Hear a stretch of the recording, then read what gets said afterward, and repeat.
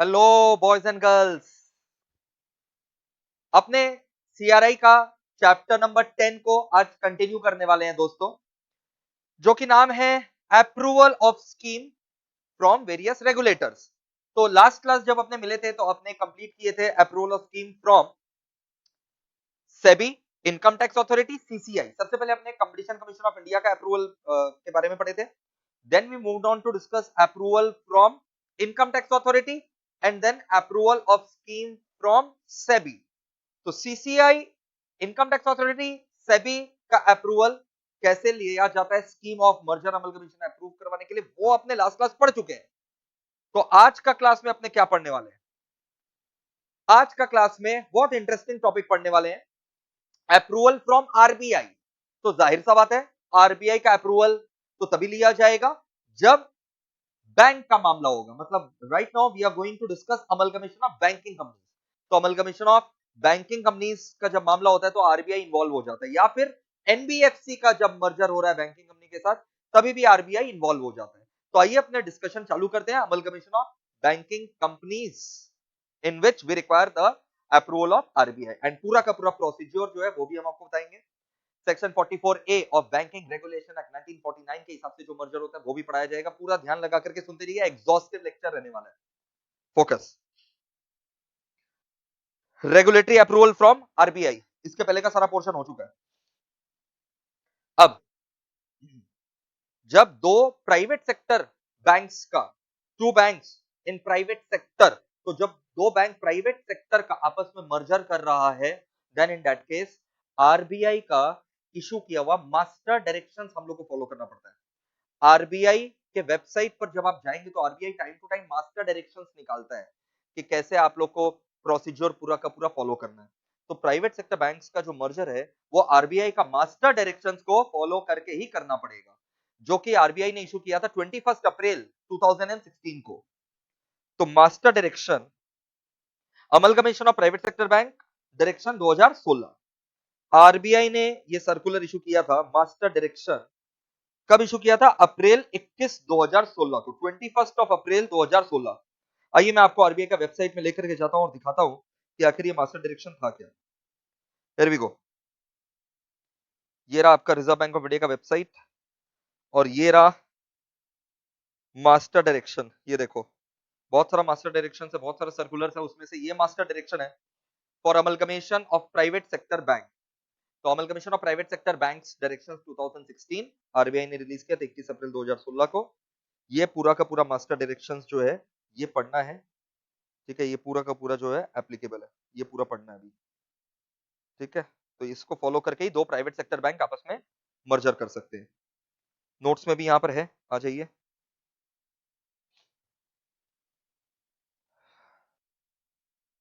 तो ये जो मास्टर डायरेक्शंस है पहले अपने वही पढ़ते हैं। पहले क्या वही पढ़ना है अपने को, क्योंकि उसी को फॉलो करके दो प्राइवेट सेक्टर बैंक्स का मर्जर हो सकता है। Okay, here we go. ये रहा वो 21 April 2016 master direction amalgamation of private sector bank direction 2016, ठीक है। बोल रहा है ये डायरेक्शंस को क्या बोला जाए? RBI amalgamation of private sector bank direction 2016, RBI amalgamation of private sector bank direction 2016, और ये 21 अप्रैल 2016 से लागू है, ठीक है। अब ये सब ऑलरेडी आपको पता होना चाहिए। अच्छा, ये मास्टर डायरेक्शंस कब एप्लीकेबल होगा? बताए ना, जब दो प्राइवेट सेक्टर बैंक का मर्जर हो रहा है या फिर एनबीएफसी का किसी प्राइवेट सेक्टर बैंक के साथ मर्जर हो रहा है। ये देखो, तो it shall apply to all private sector banks जिसको लाइसेंस दे रखा है आरबीआई ने, and NBFCs which are registered with RBI. Okay. और पब्लिक सेक्टर बैंक्स के ऊपर भी जितना हद तक हो सकेगा एप्लीकेबल होगा, अनलेस पब्लिक सेक्टर बैंक का अलग से कोई गवर्नमेंट जो है वो रूल्स रेगुलेशंस ना बना रखा हो। तो ये जो मास्टर डायरेक्शन है किसके ऊपर एप्लीकेबल है? सारे के सारे प्राइवेट सेक्टर बैंक, सारे के सारे NBFCs which are registered with RBI, and to the extent it is not inconsistent with public sector undertaking separate rules, उन लोग के ऊपर भी एप्लीकेबल है।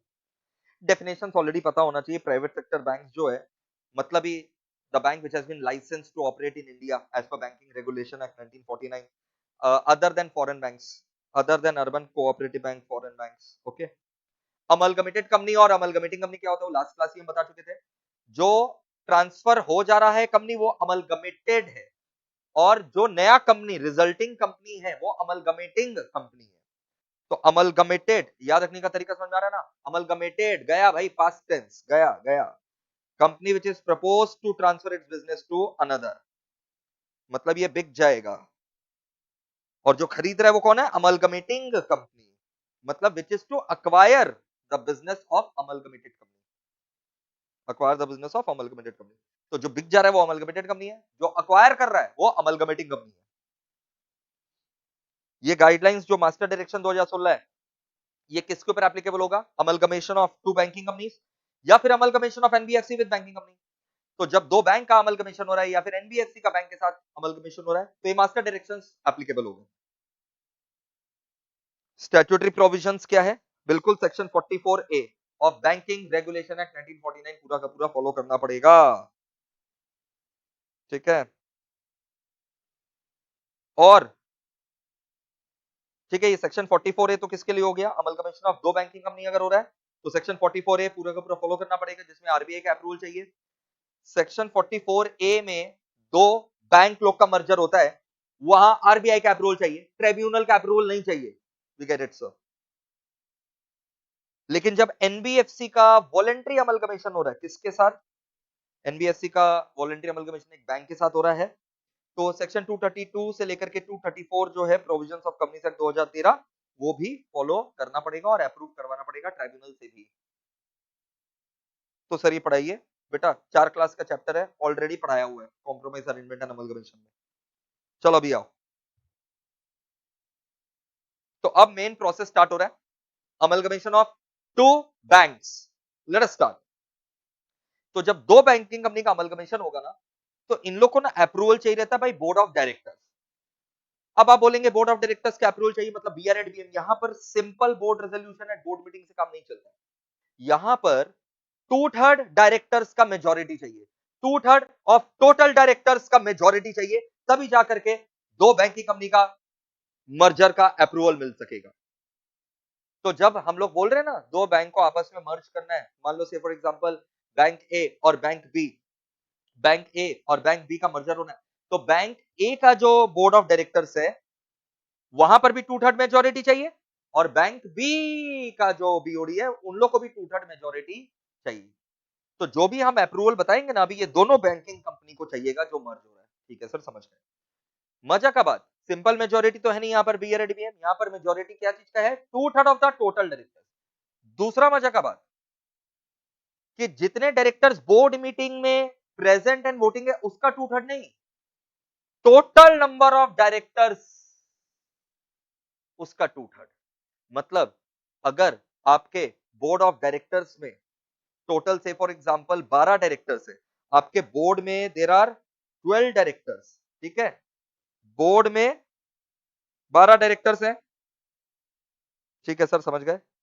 बोर्ड मीटिंग में मान लो 10 डायरेक्टर्स आए और उसमें से मान लो वोट किया केवल 9 डायरेक्टर्स, तो जो 2/3 मेजोरिटी चाहिए ना, वो 2/3 प्रेजेंट में नहीं चाहिए, प्रेजेंट एंड वोटिंग में भी नहीं चाहिए, वो 2/3 मेजोरिटी मेरे को total directors on the board में चाहिए। बोर्ड में कितने डायरेक्टर है, 12, तो 12 का 2/3 चाहिए, तो 12 का 2/3 भाई अगर सॉल्व करोगे तो आपका आ जा रहा है 8। मतलब अगर 9 में से 9 का 2/3 अगर करोगे, 9 का अगर आप 2/3 करोगे तो 6 आ रहा है। मान लो 6 डायरेक्टर्स ने फेवर में वोट कर दिया कि हाँ भाई अमलगमेशन होना चाहिए, तो भी अप्रूवल नहीं माना जाएगा, क्योंकि 2/3 ऑफ प्रेजेंट एंड वोटिंग में मेरे को नहीं चाहिए, मेरे को चाहिए 2/3 of the total directors of the board. So the total directors on the board 12 है, तो 12 का मेरे को 2/3 चाहिए, समझ में आ गया। तो ये हो गया भाई approval by board of directors. ये क्या दोनों बैंकिंग कंपनी को अप्रूवल लेना पड़ेगा, बिल्कुल दोनों बैंकिंग कंपनी को अपने अपने बोर्ड से अप्रूवल लेना पड़ेगा। The decision of amalgamation shall be approved by 2/3 majority of the total board members, not just of those present and voting, ठीक है। तो ये ध्यान में रखना है अप्रूवल ऑफ बीओडी। इसके अलावा जब दो बैंकिंग कंपनी का अमलगमेशन हो रहा है तो शेयर होल्डर्स का भी अप्रूवल लगेगा, मेंबर्स का भी अप्रूवल लगेगा। बिल्कुल, दोनों बैंकिंग कंपनी अपने अपने शेयर होल्डर लोग से अप्रूवल लेंगे।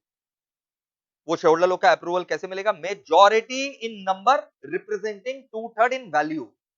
मतलब 100 शेयर होल्डर अगर है और इन लोग का पेड अप शेयर कैपिटल से फॉर एग्जांपल 100 लाख रुपया है, तो मेजॉरिटी नंबर कितना हो गया यहाँ पर? 51 रिप्रेजेंटिंग 2/3 इन वैल्यू। अच्छा, इसको 300 लाख कर देते हैं, सिंपल होगा कैलकुलेशन। 300 लाख रुपए का पेड अप शेयर कैपिटल है, तो आपका मेजॉरिटी नंबर कितना हो गया? 51, नाउ रिप्रेजेंटिंग 2/3 इन वैल्यू। तो ये जो 51 मेजॉरिटी नंबर है, इन लोग के पास 2/3 of the paid up share capital होना चाहिए। Paid up share capital 300 lakh है ना टोटल, उसका 2/3 करो, कितना हो जाएगा? 200 लाख। तो majority number holding 2/3 in value of the shares, इनका अप्रूवल चाहिए। दोनों बैंक को चाहिएगा। सर एक बैंक को मिल गया, दूसरा बैंक को नहीं मिला, तो नहीं होगा मर्जर। दोनों बैंक को ही ये सारे अप्रूवल चाहिए। और एक मजा का बात, बैंकिंग रेगुलेशन एक्ट 1949 का section 12 subsection 2, banking regulation act 1949 का सेक्शन 12 सबसेक्शन 2 में लिखा हुआ है कि कोई भी शेयर होल्डर अगर 10% से ज्यादा शेयर होल्ड करता है ना, मैक्सिमम उसका वोट 10% ही काउंट होगा। ये नियम है बैंकिंग रेगुलेशन एक्ट 1949 का सेक्शन 12 सबसेक्शन 2 में, ये नियम है। क्या बोलता है सेक्शन 12 सबसेक्शन 2?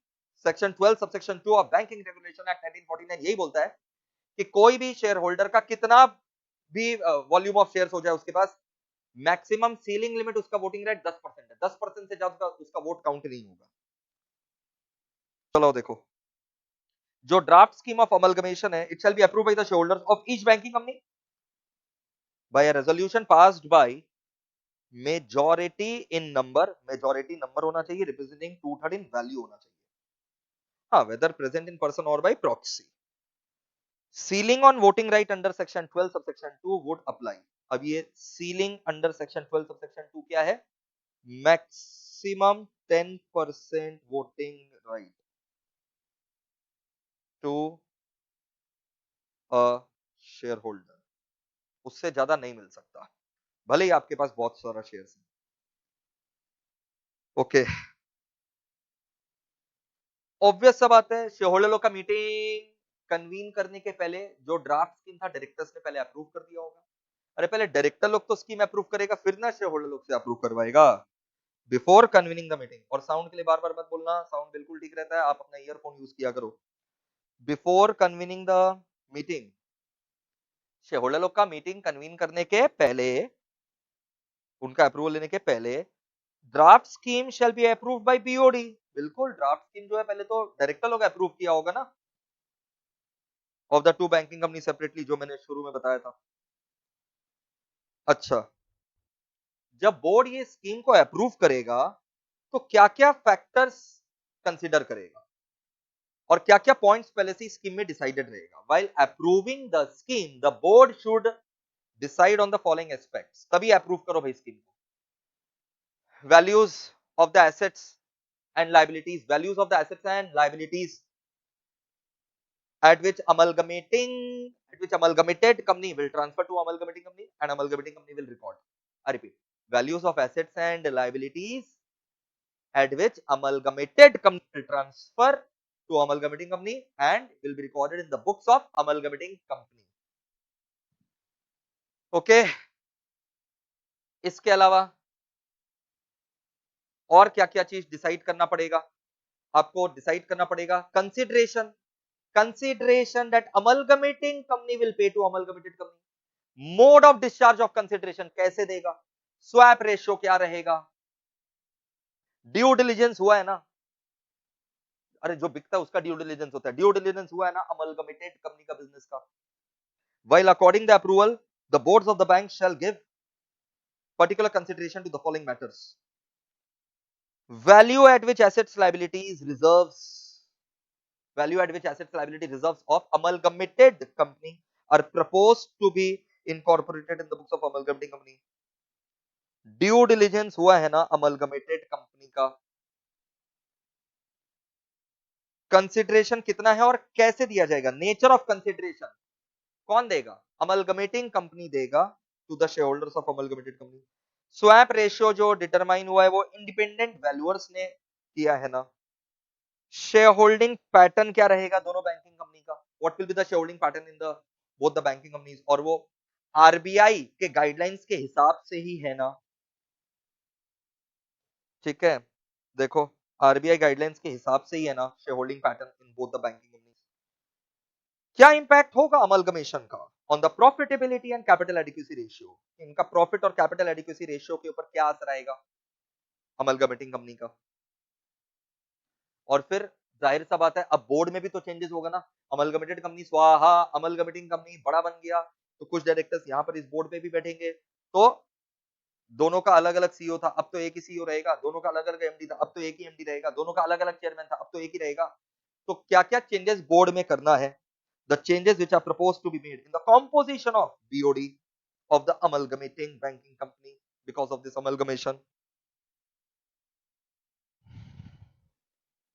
ठीक है, जब ये स्कीम डायरेक्टर्स ने अप्रूव कर दिया, शेयर होल्डर्स ने अप्रूव कर दिया, डायरेक्टर्स समझ में गए ना, 2/3 ऑफ द मेजॉरिटी नहीं, 2/3 of the total directors, present and voting नहीं, 2/3 of the total directors of the board.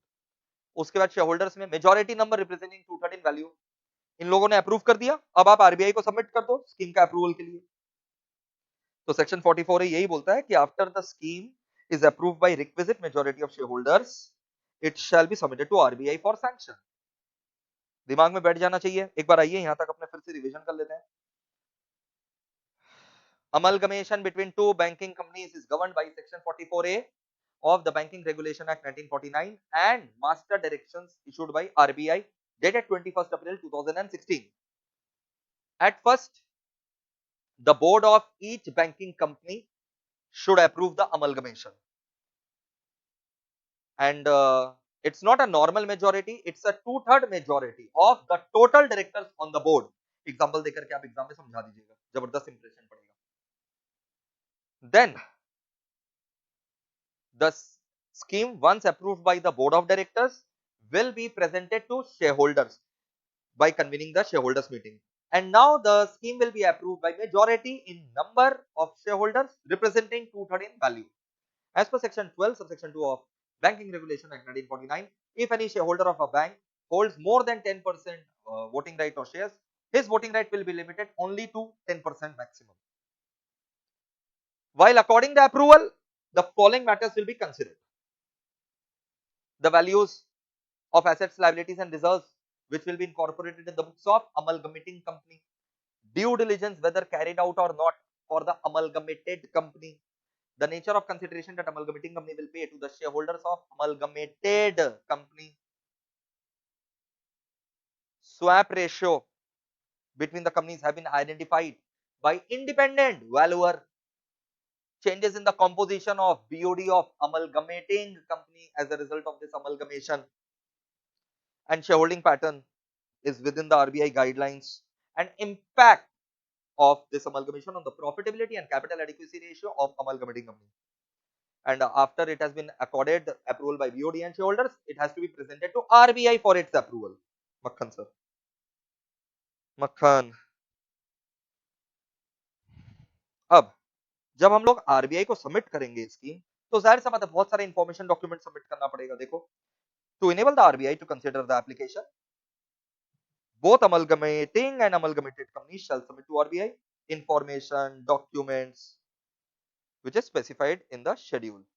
तो शेड्यूल में बहुत सारा ही जानकारी देना है, तुमको जितना भी जानकारी है तुमको सारा का सारा जानकारी देना है, पूरा अपना बीओडी का कंपोजिशन, शेयर होल्डर्स का मीटिंग में कौन आया कौन नहीं आया, किसने फेवर में वोट किया किसने अगेंस्ट में वोट किया, क्या चर्चा हुआ, ये सारा का सारा तुमको डिस्क्लोजर करना पड़ेगा आरबीआई को। अब देखो, आरबीआई अगर स्कीम अप्रूव कर दिया, आरबीआई मान लो स्कीम अप्रूव कर दिया, तो जो डिसेंटिंग शेयर होल्डर्स हैं, दुखी शेयर होल्डर्स हैं, dissenting share holders, those who voted against the scheme, सबका तो वोट फेवर में नहीं आएगा। अपने को तो 2/3 इन वैल्यू चाहिए था, मेजॉरिटी नंबर 2/3 इन वैल्यू चाहिए था, वो मिल गया, आरबीआई का अप्रूवल भी मिल गया। लेकिन कुछ डिसेंटिंग शेयर होल्डर्स अभी भी हैं, तो उनके पास 3 महीना का समय है, वो आरबीआई को अप्लाई कर सकते हैं, उनका शेयर का जो वैल्यू आरबीआई डिटरमाइन करेगा वो कैश में मिल जाएगा उन लोग को। I repeat, once the scheme is approved by RBI, dissenting shareholders can apply within 3 months of the approval. Dissenting shareholders can apply within 3 months of the approval to RBI and RBI will decide the value of the share and that value of the share will have to be paid by the respective companies. अगर वो share holder amalgamated company का तो amalgamated company देगा, amalgamating company का तो amalgamating company देगा.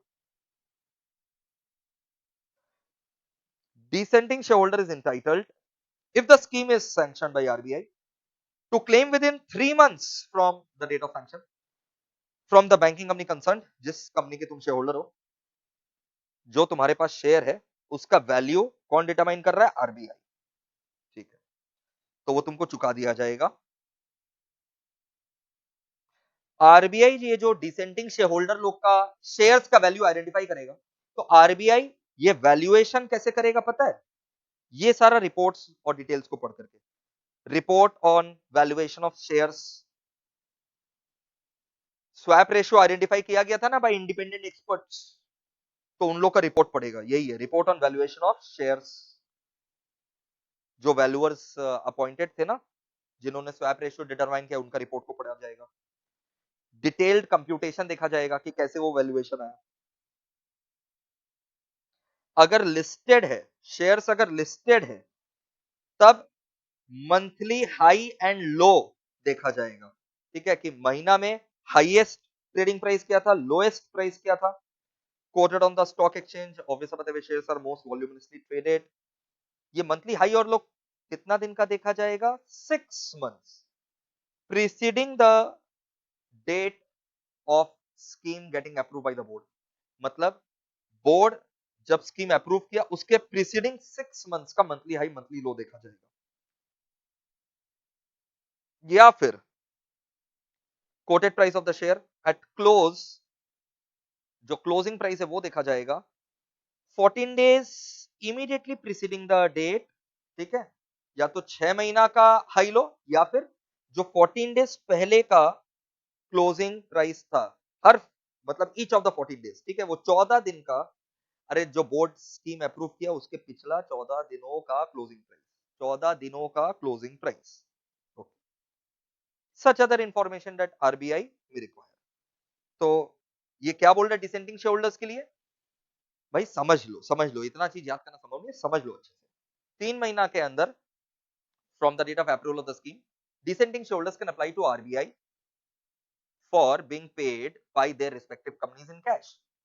The value will be determined by RBI by considering the following factors: the valuation report submitted by the independent valuers who determine the swap ratio, valuation report submitted by the independent valuers who determine the swap ratio. उसके बाद अगर coated है, shares are coated, मतलब the companies were listed, then in that case जो पिछले 6 महीना जब scheme approve हुआ उसके पिछले 6 महीना में जो monthly high and low price है वो देखा जाएगा. एंड जब स्कीम अप्रूव हुआ प्रीसीडिंग 14 डेज का क्लोजिंग प्राइस भी देखा जाएगा. And detail computation of such valuation and such other information as RBI में require. So this was everything about amalgamation of two banking companies. सच बोलिए, याद हो गया ना? लवली. अमलगमेशन ऑफ एनबीएफसी का अगर हम लोग बात करें with the banking company, amalgamation of NBFC with the banking company, इसका मतलब क्या हो रहा है कि यहां पर एनबीएफसी जो है अमलगमेटेड हो जाएगा और बैंकिंग कंपनी अमलगमेटिंग हो जाएगा. मतलब एनबीएफसी स्वाहा किसके अंदर हो जा रहा है? बैंकिंग कंपनी के अंदर. तो amalgamation of NBFC with banking company, मतलब NBFC is amalgamated company and the banking company is amalgamating company. Sir एक ही तो बात है सर, अगर amalgamation of banking company with NBFC होगा तो प्रोसीजर सेम है, बट अगर amalgamation of bank with NBFC होगा तो वहां बैंक अमलगमेटेड रहेगा और एनबीएफसी अमलगमेटिंग रहेगा. यहां पर अभी क्या बात हो रहा है? NBFC getting merged with banking company. So NBFC over here is amalgamated, banking company over here is amalgamating. देखो क्या करना पड़ेगा भाई, देखो ट्राइब्यूनल का अप्रूवल लगेगा, बिल्कुल लगेगा यहाँ पर ट्राइब्यूनल का अप्रूवल. खाली बैंक का मामला होता तब आरबीआई संभाल लेता. यहाँ पर आपको बोर्ड का भी अप्रूवल चाहिए, शेयरहोल्डर का भी अप्रूवल चाहिए, आरबीआई का भी अप्रूवल चाहिए, ट्राइब्यूनल का भी अप्रूवल चाहिए. देखो where NBFC is proposed to be amalgamated with banking company shall obtain the approval of RBI. यहां पर बैंकिंग कंपनी जो है ना उसको आरबीआई का अप्रूवल लेना है. ठीक है, कब? ऑब्वियस सा बात है जब बोर्ड अप्रूव कर देगा उसके बाद, but before it is submitted to the tribunal for approval. तो बोर्ड अप्रूवल, बोर्ड और शेयर होल्डर लोग से तो अप्रूवल लेना ही है, फिर आरबीआई का अप्रूवल, फिर ट्राइब्यूनल का अप्रूवल। अब प्रोसीजर देखो ऑलमोस्ट सेम है। जब बोर्ड अप्रूवल देगा ना, बोर्ड जब अप्रूवल देगा तो फॉलोइंग मैटर्स को कंसीडर करेगा। खुश हो जाओ, वही सेम मैटर्स जो आपने पढ़े। while according the approval, while giving the approval, the board shall consider the following matters. Why the values at which asset liabilities and reserves will be recorded in the books of amalgamating company, whether due diligence of amalgamated company was done or not, swap ratio, whether identified by independent valuers or not, shareholding pattern, changes in the composition of the board required to be made in amalgamating company. तो वही सारा चीज, ठीक है। ये रहा para 9 of chapter 3 above, ये रहा पैरा 9 ऑफ चैप्टर 3 अबव, ये रहा वही सारा चीज जो हम लोग अभी डिस्कस कर रहे थे, ठीक है। तो एग्जाम में ऐसे ही लिख दोगे क्या? अगर ये क्वेश्चन आया, वही पैरा 3 पैरा 9 ऑफ चैप्टर 3 पूरा लिखना भाई, क्या क्या matters. In addition, board shall examine whether, इसके अलावा और बोर्ड क्या क्या चेक करेगा? वो सब चीज तो चेक करेगा ही बोर्ड, और बोर्ड क्या क्या चेक करेगा? कहीं एनबीएफसी वायलेट तो नहीं कर रखा है सेबी गाइडलाइंस, आरबीआई गाइडलाइंस, कहीं एनबीएफसी वायलेट तो नहीं कर रखा है सेबी गाइडलाइंस, आरबीआई गाइडलाइंस, और एनबीएफसी केवाईसी फॉलो कर रखा है ना, और एनबीएफसी अगर उधार ले रखा है, क्रेडिट फैसिलिटी ले रखा है बैंक से, एफआई से, तो उन लोग का जो लोन का एग्रीमेंट है, क्या उसमें लिखा हुआ है कि एनबीएफसी को उन लोग का भी कंसेंट लेना पड़ेगा, बैंक एफआई का तब लेना पड़ेगा। तो एनबीएफसी जिन जिन से लोन ले रखा है बैंक एफआई से, उनका लोन एग्रीमेंट भी एक बार बोर्ड को कंसीडर करना पड़ेगा। क्या एग्रीमेंट में ऐसा कुछ रिस्ट्रिक्शन वगैरह तो नहीं है ना मर्जर पे? whether loan agreement mandate NBFC to seek the consent of that bank or FI। तो बोर्ड नॉर्मल मैटर्स को कंसीडर करेगा ही, इसके अलावा और तीन मैटर क्या क्या कंसीडर करेगा? कहीं एनबीएफसी वायलेट तो नहीं कर रखा है SEBI guideline, RBI guideline, KYC follow कर रखा है ना, and if NBFC has taken loan from bank FI, whether the loan agreement requires that NBFC will have to take the consent of bank FI for the proposed amalgamation।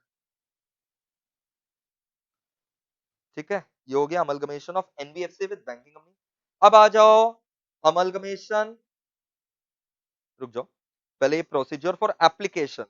Application वही NBFC with banking company, तो application तो आपको करना ही पड़ेगा ना RBI को, और वही सारा इंफॉर्मेशन आपको देना पड़ेगा जो अभी हम लोग पैरा 13 में बात कर रहे थे, यानी यही सारा इंफॉर्मेशन, ठीक है।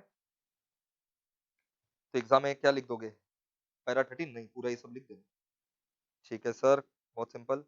अब आ जाओ उल्टा, amalgamation of banking company with NBFC. इतना देर से एनबीएफसी विद बैंक था, अभी बैंकिंग कंपनी विद एनबीएफसी, मतलब ये हो जाएगा अमलगमेटेड, ये हो जाएगा अमलगमेटेड। प्रोविजंस ऑलमोस्ट सेम है, देखो the provisions of chapter 4 and 4A। Sir ये कहां है? अरे यही जो ऊपर में पढ़े रे बाबा, ये रहा चैप्टर 4 एंड ये रहा chapter 4A। Shall apply म्यूटेटिस mutandis, मतलब समझ जाओ, एज नियर एज पॉसिबल वो आपको अप्लीकेबल रहेगा। तो म्यूटेटिस म्यूटेंडिस के हिसाब से पूरा का पूरा प्रोविजंस एप्लीकेबल है, मतलब कुछ अलग नहीं है, बढ़ रहे हैं। Buying selling of shares by promoter, जब ये सब डीलिंग चल रहा है तो क्या प्रमोटर लोग इनसाइडर ट्रेडिंग करेगा? नहीं, वही बोला जा रहा है कि प्रमोटर का जो बाइंग सेलिंग रहेगा ना, डायरेक्टली इनडायरेक्टली रिलेटिव लोग के through, during and after the discussion period, तो सेबी का प्रोहिबिशन ऑफ इनसाइडर ट्रेडिंग आपको स्ट्रिक्टली फॉलो करना है, प्रोहिबिशन ऑफ इनसाइडर ट्रेडिंग के रेगुलेशंस को, ठीक है। ये रिपील वगैरह का दरकार नहीं है आपको, यहीं तक काफी है। फिर आप आ जाइए शेड्यूल में, जो इन्फॉर्मेशन डॉक्यूमेंट आपको आरबीआई को जमा करना था ना, मैंने बताया था ना सब जमा करना पड़ता है आरबीआई को उसका अप्रूवल के लिए। क्या क्या इंफॉर्मेशन डॉक्यूमेंट आरबीआई को जमा करना पड़ता है seeking its approval? Scheme of amalgamation ही तो जमा करोगे, नहीं तो अप्रूवल क्या चीज का मांग रहे हो? तो draft scheme of amalgamation, share holder लोग का जो मीटिंग्स आपने बुलाया था उनका नोटिसेस का copy, copy of notices of every meeting of the share holders, और न्यूज़पेपर एडवर्टाइजमेंट जो है उसका कटिंग भी आपको देना पड़ेगा। फिर देखो शेयर होल्डर का मीटिंग में जो रेजोल्यूशन पास हुआ, कितने शेयर होल्डर आए थे इन पर्सन प्रॉक्सी दोनों, कितने फेवर में वोट आया, कितना अगेंस्ट में वोट आया, किन लोग का वोट इनवैलिड हो गया,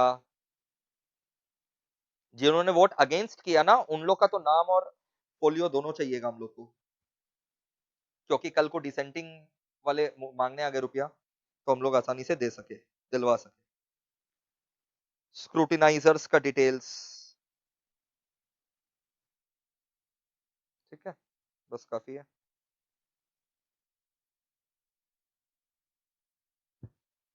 जो मीटिंग में ही नहीं आए ऐसे शेयर होल्डर लोग, लेकिन उन्होंने पहले ही अपना डिसेंट बता दिया। शेयर होल्डर लोग पहले ही चिट्ठी लिख कर दिया था कंपनी को कि हम लोग ये बकवास मीटिंग में नहीं आएंगे क्योंकि हम लोग एग्री नहीं करते। शेयर होल्डर्स जिन्होंने notice prior to the meeting दे दिया था that they dissented from the scheme. Directors लोग का पूरा डिटेल, प्रपोज सीईओ कौन होगा, अमलगमेटिंग कंपनी का प्रपोज सीईओ, वैल्यूअर का रिपोर्ट, एनुअल रिपोर्ट आपको देना पड़ेगा दोनों बैंकिंग कंपनी का, फाइनेंशियल रिजल्ट्स बताना पड़ेगा, ठीक है, बैलेंस शीट देना पड़ेगा, computation tier 1 capital, tier 2 capital, banking company का टीयर 1 कैपिटल, टीयर 2 कैपिटल होता है, रिस्क वेटेड एसेट्स होता है, एनपीएस कितना है, ग्रॉस एनपीए यानी non performing asset, net non performing asset, अलग अलग रेशियोज आपको आरबीआई को सबमिट करने पड़ेंगे। वैल्यूअर ने जो वैल्यूएशन किया किस मेथड से किया, क्या डॉक्यूमेंट्स इंस्पेक्ट किया, क्या फोरकास्ट किया, तो मेथड क्या था वैल्यूएशन का, क्या डॉक्यूमेंट्स इंस्पेक्ट किया, फ्यूचर प्रोजेक्शंस क्या क्या किया, एडजस्टमेंट्स क्या क्या लगाया, weighted average cost of capital कौन सा लिया, काफी इतना, एंड सच अदर इंफॉर्मेशन जो आरबीआई को और दरकार होगा वो आपको देना पड़ेगा। ओके, तो दोस्तों ये था पूरा का पूरा detailed lecture in very very student friendly manner. इस स्टाइल से पढ़ाया गया कि आप बोरिंग भी नहीं लगे और दिमाग में भी बैठ जाए। आप एक बार वापस से रिवाइंड करके देखोगे, अभी मत देखना, बाद में रिवाइंड करके देखोगे, या देखने का रिवाइंड करने का भी देखने का दरकार नहीं है, पूरा दिमाग में बैठ चुका होगा, खाली ये नोट्स जैसे मैंने मार्क करवाया वैसे पढ़ लेना, और रिवाइंड करके देखोगे तो आधा घंटा में वापस से याद ही हो जाएगा। आगे बढ़ रहे हैं भाई, फॉरेन एक्सचेंज मैनेजमेंट का cross border merger regulation 2018 read with section 234, तो ये तो भाई पूरा डिटेल में, आई रिपीट पूरा का पूरा डिटेल में 4 classes of compromise arrangement amalgamation में पढ़ाया हुआ है। तो पूरा सेक्शन 234 रूल 25A सब पूरा डिटेल में पढ़ाया हुआ है, तो आपको ये कॉम्प्रोमाइज अरेंजमेंट अमलगमेशन वाले चैप्टर से पूरा पढ़ना है, एक एक लाइन कवर्ड है वहां पर। फिर वैसे ही यहां पर ये देखिए, regulatory approval from RD ROC OL section 233 read with the relevant rules. अब यहां से ये पूरा कंपनीज एक्ट है, तो इसलिए मैं कंपनी लॉ जो है ना पूरा का पूरा पढ़ा देता हूं। मेरा टीचिंग इसलिए अलग है, डिफरेंट है, थोड़ा मेहनत स्टूडेंट को ज्यादा लगेगा कंपनी लॉ में, बट ट्रस्ट मी जब वो पेपर दे करके निकलेगा ना, वो बोलेगा हाँ भाई रैंक आने का चांसेस है, क्योंकि कंपनी लॉ हर चैप्टर में आएगा और हर सब्जेक्ट में आएगा। कंपनी लॉ हर सब्जेक्ट के हर चैप्टर में है, तो बेटर रहता है पूरा कंपनी लॉ एक साथ ग्रास्प कर लो, क्योंकि एग्जाम में तो तुमको बोलेगा नहीं ना ये इस चैप्टर का कंपनी लॉ है, नहीं। तो ये पूरा का पूरा, इसलिए आप मेरे पुराने रैंक होल्डर लोग से बात करो। पुराने मतलब क्या, जो लास्ट टर्म के रैंक होल्डर हैं। सीएस प्रोफेशनल न्यू सिलेबस जब से आया है तब से 4-4 ऑल इंडिया रैंक जो है हर टर्म में आए हैं। ऑल इंडिया रैंक 2 आया है, रैंक 3 आया है। तो बात आप उन लोग का इंटरव्यू देखो, उन लोग भी यही बोलेंगे कि सर हाँ जब हम लोग पढ़ते थे ना हम लोग को लगता था कि आप जबरदस्ती का इतना सारा कंपनी लॉ पढ़ा रहे हैं, लेकिन जब हम लोग एग्जाम दिए तब समझ में आया कि बाप रे बाप 150 से 200 नंबर का पूरा कंपनी लॉ ही है, और वो अचानक अचानक कहीं पर भी आ जाता है। तो ये पूरा सेक्शन 233 अपने डिटेल में पढ़ रखे हैं। रूल 25 पूरा का पूरा हो रखा है, कहां पर, 4 क्लासेस ऑफ सीएए में। अब हम लोग आ रहे हैं आईआरडीए का अप्रूवल, यानी इंश्योरेंस कंपनीज का मर्जर के बीच में। तो approval from IRDA, insurance regulatory development authority of India. Now listen to me very carefully. IRDA का अप्रूवल जाहिर सा बात है कब चाहिएगा, जब दो इंश्योरेंस कंपनीज का मर्जर हो। देखो, एक होता है वॉलेंट्री मर्जर जो इंश्योरेंस कंपनी लोग आपस में डिसाइड करके कर रहे हैं, और एक होता है कंपल्सरी मर्जर जो कि आईआरडीए करवा रहा है। अच्छा, आईआरडी को ना आप शॉर्ट में अथॉरिटी बोलेंगे, हम नहीं बोल रहे हैं, इसको अथॉरिटी के नाम से ही जाना जाता है। इन लोग का जो एक्ट है वहां लिखा हुआ है कि अथॉरिटी मींस आईआरडीए। तो insurance regulatory development authority of India, popularly known as authority. एक होता है वॉलेंट्री मर्जर, जो दो इंश्योरेंस कंपनी आपस में मिल करके कर रहा है, उसमें भी आईआरडीए का अप्रूवल चाहिए, अथॉरिटी का अप्रूवल चाहिए। और एक होता है कंपल्सरी मर्जर, जब अथॉरिटी को लग रहा है कि इंश्योरेंस कंपनी एक्स ठीक से कामकाज नहीं कर सक रहा है, अगेंस्ट पब्लिक इंटरेस्ट काम कर रहा है, अगेंस्ट पॉलिसी होल्डर्स इंटरेस्ट काम कर रहा है, या धंधा ठीक से नहीं चला सक रहा है, या इंश्योरेंस इंडस्ट्री के नाम पर धब्बा है, चारों में से कोई भी एक condition, either the insurance company is operating against public interest or against policy holders interest, or not being able to run the management of the company, or operating against the insurance industry's interest। तो ये चार में से चाहे public interest के खिलाफ हो, चाहे पॉलिसी होल्डर इंटरेस्ट के खिलाफ हो, चाहे मैनेजमेंट ठीक से नहीं चल रहा हो, डे टू डे अफेयर्स ठीक से नहीं चल रहा हो, या फिर इंश्योरेंस इंडस्ट्री ओवरऑल के लिए खतरा है ये कंपनी, तो फिर कंपल्सरी अमलगमेशन करवा सकता है अथॉरिटी इस इंश्योरेंस कंपनी का किसी और इंश्योरेंस कंपनी के साथ। तो ये दोनों जो है बड़ा सिंपल है, बड़ा आसान है। आइए फटाफट खत्म करते हैं, सीधा मुद्दे पर आ जाइए। सेक्शन आपको याद रखने का दरकार नहीं है।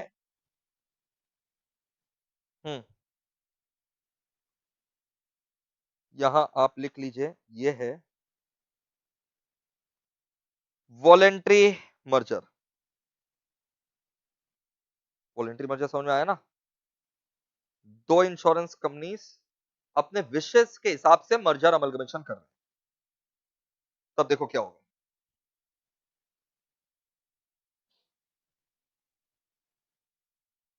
क्या करना पड़ेगा भाई? देखो,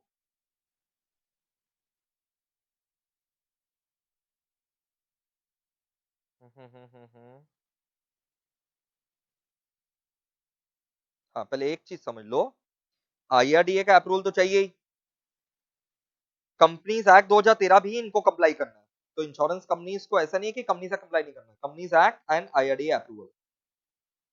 अब देखो क्या होगा, जो स्कीम इन्होंने अप्रूव किया होगा विद इन 3 मंथ्स, जो स्कीम है within 3 months of amalgamation, within 3 months of the completion of amalgamation और ट्रांसफर, जो स्कीम है ना, वो डुप्लीकेट कॉपी में अथॉरिटी को सबमिट करेंगे। वापस से सुन लो यहां से, within 3 months from the date of completion of amalgamation, furnish in duplicate to authority. क्या जमा करना है? Certified copy of the scheme. Certified copy of the scheme, जितना मैं मार्क करवा रहा हूं उतना ही आप भी हाईलाइट कर लो। Declaration signed by every party concern, मतलब जो दोनों इंश्योरेंस कंपनीज है उनका यहां पर सिग्नेचर रहना चाहिए, डिक्लेरेशन के ऊपर साइन रहना चाहिए कि कोई पेमेंट बकाया नहीं है, सारा पेमेंट हो गया, जो भी पेमेंट चुकाना था। ये देखो, that every payment made or to be made to any person or whatsoever on account of amalgamation or transfer, वो सब हो चुका है। ठीक है, तो ये ध्यान में रखना, बस इतना ही। और इसके अलावा कंपनीज एक्ट तो फॉलो करना ही है पूरा, ये एक्स्ट्रा पॉइंट्स था। ये जो है, ये वाला में आ जाओ, कंपल्सरी मर्जर के ग्राउंड्स बताओ। If authority satisfied any of 4 grounds exist, तब वो कंपल्सरी मर्जर कर देगा भाई। अब वो क्या है एनी ऑफ द 4 ग्राउंड्स? या तो पब्लिक इंटरेस्ट, या पॉलिसी होल्डर्स के इंटरेस्ट में है, या proper management of the insurer चलाना है, या इंश्योरेंस इंडस्ट्री ओवरऑल के लिए अच्छा होगा। तो policies interest, policy holder interest, public interest, proper management, या फिर overall interest of the insurance industry, तब अथॉरिटी स्कीम बनाएगी। इट यहां पर कौन है? अथॉरिटी। अथॉरिटी ही स्कीम बना देगा अमलगमेशन का। Authority will prepare a scheme of amalgamation of that insurer with any other insurer. ये एनी अदर इंश्योरर कौन हो गया? जिसको बेचा जाएगा, ट्रांसफरी। देखो ये रहा ट्रांसफरी इंश्योरर। हाँ, ऑब्वियस सा बात है, देखो जो इंश्योरेंस कंपनी ये सब गंदा काम कर रहा है अगेंस्ट पब्लिक इंटरेस्ट वगैरह, उससे तो नहीं पूछेंगे, लेकिन कम से कम ट्रांसफरी इंश्योरेंस से तो हम लोग को रिटन परमिशन लेना पड़ेगा ना, ट्रांसफरी इंश्योरेंस कंपनी से रिटन परमिशन लेना पड़ेगा कि भाई इसका मर्जर हम तेरे साथ करवा रहे हैं। नहीं तो बोलेगा मैं क्या, मैं तो अच्छा खासा कर रहा था काम, आप मेरे को बर्बाद करने पे तुले हो। तो वही बोला जा रहा है कि no such scheme shall be prepared by authority unless the other insurer समझ में आ गया ना कौन? Transfer insurer has given written consent to the proposal for such amalgamation. अब जो स्कीम अथॉरिटी बनाएगा उसके अंदर पूरा डिटेल रहेगा। अब आप ये अपने मन से लिख सकते हैं क्या डिटेल रहेगा स्कीम में।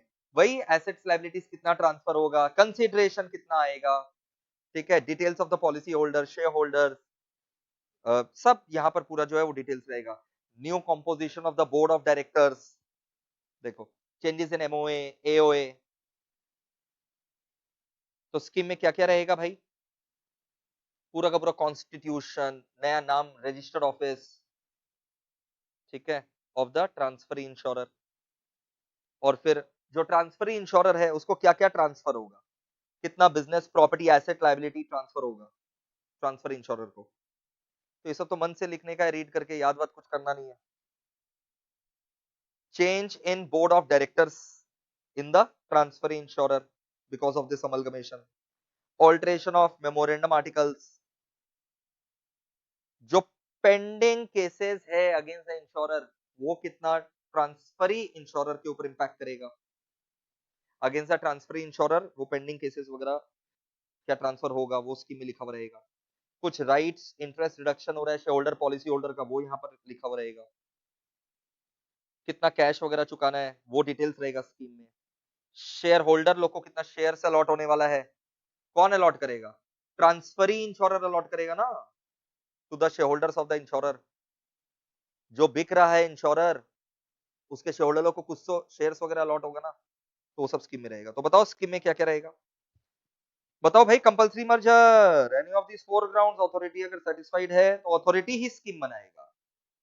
हाँ लेकिन ट्रांसफर इंश्योरर से एक बार रिटन कंसेंट ले लेगा। और स्कीम में क्या क्या रहेगा, constitution, name, registered office of the transfer insurer, transfer to the transfer insurer of the properties, rights, assets, liabilities, privileges of the transfer insurer, changes in the composition of the BOD of the transfer insurer, changes in MOA, AOA, shares to be issued to the shareholders of insurer by transfer insurer, ठीक है, पूरा details of the shareholders, creditors, payment to be made to them, what about the status of the pending cases, reduction in the rights of shareholders, policy holders if any, ठीक है sir समझ गए, ये सारा details वगैरह रहेगा। Employ लोग का सर्विस जो है वो कंटिन्यू होगा क्या, जो बिक रहा है वो इंश्योरर है तो उस इंश्योरर लोग का एम्प्लॉय लोग का सर्विस का क्या होगा, जो केसेस चल रहा है इंडस्ट्रियल डिस्प्यूट एक्ट में उनका क्या होगा, ये सब स्कीम में रहेगा। एम्प्लॉय का सर्विसेज का क्या होगा, उन लोग का डिस्प्यूट्स का क्या होगा, other terms and conditions of amalgamation वो भी स्कीम में रहेगा। बस जो स्कीम बनाया है ना अथॉरिटी उसका एक कॉपी जो है इंश्योरर को देगा और एक कॉपी ट्रांसफर इंश्योरर को देगा। Sir no brainer obviously, scheme authority बना करके बैठ थोड़ी ना जाएगा, एक कॉपी इंश्योरर को देगा और एक कॉपी ट्रांसफरी इंश्योरर को देगा। अथॉरिटी चाहे तो कुछ मॉडिफिकेशंस भी कर सकता है ड्राफ्ट स्कीम में अगर अथॉरिटी को उचित लगे तो। और मजेदार बात, ये जबरदस्ती अथॉरिटी जो स्कीम बनाया है ना, अथॉरिटी तो बना लिया, सेंट्रल गवर्नमेंट से भी अप्रूवल करवाना पड़ता है, सीजी का अप्रूवल चाहिए रहता है।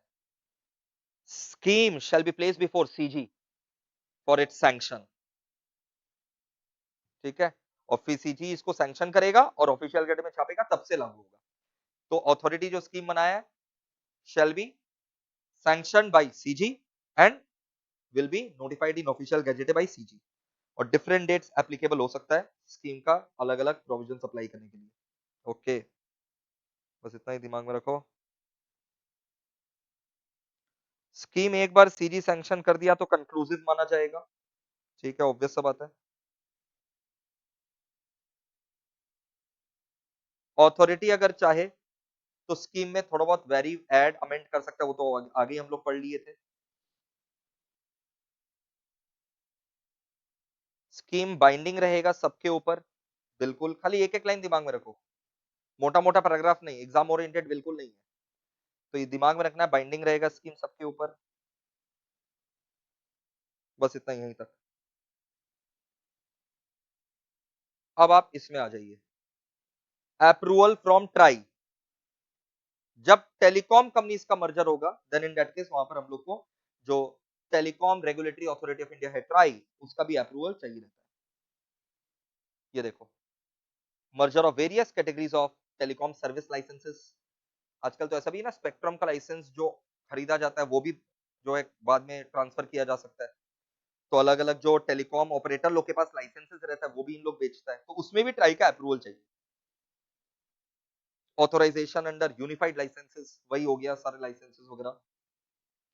Compromise arrangement amalgamation of companies, तो जब इन लोग का कॉम्प्रोमाइज अरेंजमेंट अमलगमेशन होता है तो लाइसेंस वगैरह जब इन लोग ट्रांसफर करेगा, ट्रांसफरी कंपनी को ट्राई का अप्रूवल चाहिए। ठीक है, अब ट्राई का भी गाइडलाइंस है, बिल्कुल एग्जाम ओरिएंटेड नहीं है, ट्रस्ट में ऊपर ऊपर से पढ़ करके निकाल दीजिएगा, नहीं तो जो मेन मेन सीखे हैं वो सब एवापोरेट हो जाएगा। ये देखो भाई, department of telecommunication, government of India, DoT बोलते हैं ना इसको, डिपार्टमेंट ऑफ टेलीकम्युनिकेशन को प्यार से क्या बोलते हैं, डॉट, डीओटी, डॉट। अब यहां पर जो मेन पॉइंट है मैं आपको वो बता रहा हूं कि कॉम्प्रोमाइज अरेंजमेंट अमलगमेशन का कंपनीज एक्ट 2013 वाला तो पूरा का पूरा प्रोविजन फॉलो करना ही है, जिसमें एनसीएलटी का अप्रूवल वगैरह चाहिए, वो सब तो सभी को फॉलो करना है मर्जर पे। अब यहां मुद्दा आ रहा लाइसेंसेस का, कि इन लोग लाइसेंस वगैरह जो है बेच सकता है क्या, आंसर इज हाँ, बेच सकता है, लाइसेंसेस वगैरह इन लोग बेच सकता है। ये सारा चीज को फॉलो करके देखो, अगर लाइसेंसी अपना लाइसेंस बेच रहा है, लाइसेंसी मान लो से फॉर एग्जांपल जियो, जियो लाइसेंसी है जिसको लाइसेंस मिला हुआ है, अब अगर वो लाइसेंस किसी और को बेच रहा है, किसी दूसरा टेलीकॉम ऑपरेटर को बेच रहा है, लाइसेंसर को बताना पड़ेगा। लाइसेंसर मतलब ऑब्वियस बात है, जिसने लाइसेंस दिया है आपको, shall be notified, licensor shall be notified for any proposal of compromise arrangement amalgamation, जो आप ट्राइब्यूनल से अप्रूवल ले रहे हैं। तो जब आप ट्राइब्यूनल के पास कॉम्प्रोमाइज अरेंजमेंट अमलगमेशन करवाने के लिए अप्रूवल मांगने के लिए जा रहे हैं, लाइसेंसर को नोटिफाई करोगे, 1 साल का वक्त मिलेगा लाइसेंसेस को ट्रांसफर वगैरह करने के लिए। मान लो ट्राइब्यूनल ने अप्रूवल दे दिया कि हाँ चलो मर्जर कर लो, ट्राइब्यूनल अप्रूवल दे दिया मर्जर करने का, तो लाइसेंस जो है उसी दिन कैंसिल हो जाएगा ऐसा नहीं है, आपको 1 साल का वक्त मिलेगा, आप लाइसेंस ट्रांसफर कर सकते हो। तो ये दिमाग में रखना, time period of 1 year shall be allowed to transfer और merger of various licences in different service areas. 1 साल कहां से काउंट होगा, subsequent to approval of scheme by the tribunal. ठीक है, इसके अलावा जो आपके काम का बात है एज ए स्टूडेंट, मैं आपको वही दिखा रहा हूं, merger of licensee authorization shall be for respective service category। अलग अलग सर्विसेज का लाइसेंस है, इंटरनेट का लाइसेंस अलग है, ठीक है, और कॉल का लाइसेंसिंग अलग है, तो अलग अलग एरियाज में आप जो है मर्ज कर सकते हैं। मतलब इंटरनेट का लाइसेंस अगर आप किसी को दे रहे हैं तो जरूरी नहीं है कि उसी सेम टेलीकॉम ऑपरेटर को आपको अपना अदर लाइसेंसेस देना हो। क्लियर है sir?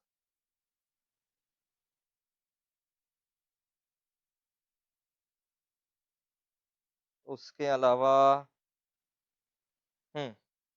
consequent to the transfer of asset licenses authorization held by the transferor, transfer समझ में आया ना, जो बिक गया इसको बिका ट्रांसफरी को, तो जो लाइसेंस ऑथोराइजेशन था ना ट्रांसफर कंपनी का, will be subsumed in a resultant entity, तो वो सब किसके पास चला जाएगा, रिजल्टेंट एंटिटी के पास चला जाएगा, ऑब्वियस सा बात है ना।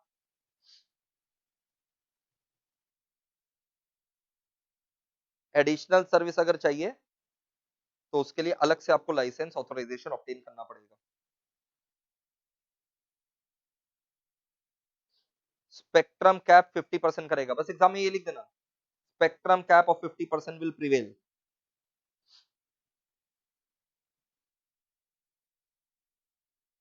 इसके अलावा और आपके काम का है,